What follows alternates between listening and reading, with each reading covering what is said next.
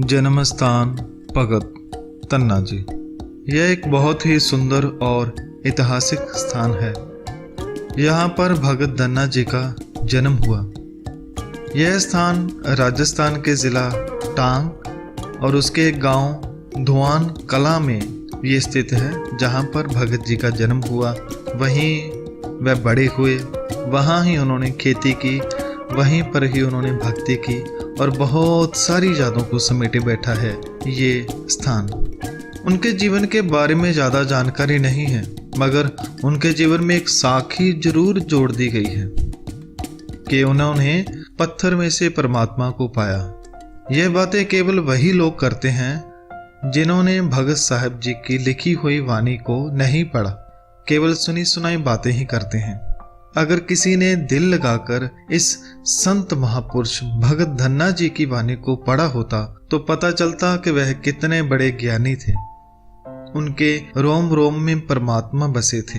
उन्होंने पत्थर से नहीं बल्कि अपने अंदर से परमात्मा को पाया। परमात्मा को कैसे पाया, इसके बारे में श्री गुरु ग्रंथ साहिब जी में भी बताया गया है कि भगत धन्ना जी ने परमात्मा को कैसे पाया। और ये शब्द किसी और ने नहीं बल्कि श्री गुरु अर्जन साहब जी ने खुद लिखा। ऐसा लगता है कि जैसे ये पत्थर वाली जो साखी है, जो कहानी है, ऐसा लगता है जैसे गुरु अर्जन साहब जी के समय से पहले ही प्रचलित हो चुकी थी। शायद इसी वजह से उन्होंने श्री गुरु ग्रंथ साहब जी के अंदर इस शब्द को डाला। और ये शब्द केवल एक शब्द ही नहीं बल्कि एक सबूत भी है, एक आवाज भी है, एक निर्णय भी है, क्योंकि जो गुरु साहब ने कह दिया वो हमारे लिए आखिरी शब्द है। सो इस गुरुद्वारा साहब के दर्शन करने के साथ साथ आइए हम जान लेते हैं कि गुरु साहब ने उस शब्द में क्या फरमाया है भगत धन्ना जी के बारे में। महल्ला पंजवा। गोबिंद गोबिंद गोबिंद संग, नाम देव मन लीना, आड़ दाम को छी परो, होयो लाखी न रहा। अर्थात भगत नामदेव जी का मन सदा परमात्मा के साथ जुड़ा रहता था, जिसकी बरकत से गरीब शिबा यानी धोबी मानो लखपति बन गया है, क्योंकि उसे किसी की मोहताजी नहीं रही। अमीर का यहाँ अर्थ है कि वो दिल से अमीर हो गया, वो परमात्मा के गुणों को पा गया रहा। सो इसके बाद श्री गुरु अर्जन साहब जी ने और भी भक्तों का जिक्र किया, जैसे बोनना तनना त्याग कै, प्रीत चरण कबीरा, नीच कुला जो लाहरा, भेव गुनी गहीरा। उसके बाद रविदास टवंता ढोर नीत तिन त्यागी माया, प्रगट हुआ साध संग हर दर्शन पाया। और सैन नाई बुतकारियां ओह घर कर सुनिया, हृदय वस्या पार ब्रह्म भगता में गण्या।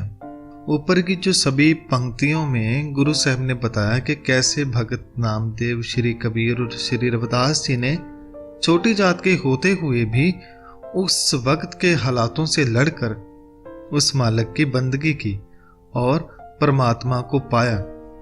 सो ये सब बातें कहने के बाद गुरु जी इस शब्द के अंत में बता रहे हैं कि भगत धन्ना जी ने इन सभी महापुरुषों के जीवन को पढ़ा, जाना, समझा कि इन्होंने कैसे परमात्मा पाया। उसके बाद उन्हीं के रास्ते पर चलकर भगत धन्ना जी ने भी परमात्मा को पाया। गुरु जी फरमाते हैं कि एह बिद सुन के जाटरो, उठ भगती लागा, मिले परतख गुसाइया, तन्ना वडभागा। अर्थात इसी तरह की बात सुन के गरीब धन्ना जट भी उठ के भक्ति करने लगा। उसको परमात्मा के साक्षात दीदार हुई और वह अति भाग्यशाली बन गया। सो श्री गुरु ग्रंथ साहब जी की वाणी तो साफ साफ कह रही है कि भगत धन्ना जी ने महापुरुषों के जीवन से सीख लेकर भक्ति की और भक्ति करके परमात्मा को पाया। भक्ति करके पाया, ना कि पत्थर से। और पत्थर के बारे में इन्हीं महापुरुषों में से भगत कबीर जी फरमाते हैं कि कबीर पाहन परमेश्वर किया, पूजै सब संसार, कबीर जी फरमाते हैं कि धार्मिक लोगों के पीछे लगकर जगत पत्थर की मूर्ति को परमात्मा मान लेते हैं और उनकी पूजा करते हैं। इस परवासै जोर है बूढ़े काली तार। और फरमाते हैं कि जो भी इंसान इस ख्याल से मूर्ति पूजा करता है कि वह इस तरह परमात्मा की भक्ति कर रहा है तो वह गहरे पानी में डूबी हुई ही समझो। तो गुरबाणी तो साफ फरमाती है कि पत्थर को भगवान मानने वाले आकर डूब जाते हैं। तो इससे साफ होता है कि भगत जी ने भक्ति करके अपना काम काज करते हुए वह किसानी कितना करते थे, दिन रात काम भी करते थे और उस मालिक को याद भी करते थे। ये सुंदर और शांत जगह में वो उस मालिक का गुणगान करते थे। आज उसी स्थान पर यह गुरुद्वारा साहब बना हुआ है जिसका नाम है जन्म स्थान भगत धन्ना जी। यह एक बहुत ही रमणीक जगह है, बहुत ही प्यारी जगह है। इस जगह को देखकर मन अति प्रसन्न हो जाता है। आप सभी इस पावन स्थान के दर्शन कीजिए। धन्यवाद।